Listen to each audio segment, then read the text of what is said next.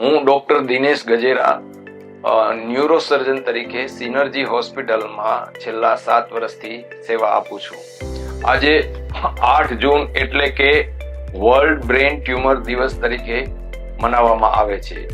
Brain tumour એટલે એક ગંભીર પ્રકારની મગજની બીમારી કહી શકાય, પરંતુ આધુનિક સારવારથી એની ગંભીરતા ઘણી ઓછી થઈ ગઈ છે.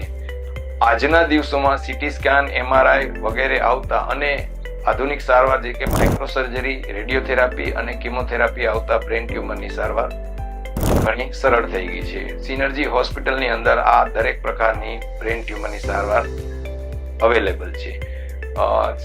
બ્રેન ટ્યુમરના જ્યારે પણ શંકા જાય, જ્યારે માથાનો દુખાવો થાય, કોઈ પણ શરીરની પેરાલિસિસની અસર થાય કે કોઈ પણ આંખોની મૂવમેન્ટની કોઈ તકલીફ થાય કે જોવામાં કોઈ તકલીફ થાય, તો બ્રેન ટ્યુમરની શંકા થાય અને યોગ્ય ડોક્ટરને બતાવી અને યોગ્ય નિદાનના રિપોર્ટ કરવાથી એની નિદાન થઈ શકે છે અને યોગ્ય ડોક્ટર પાસે એની સારવાર થઈ શકે છે.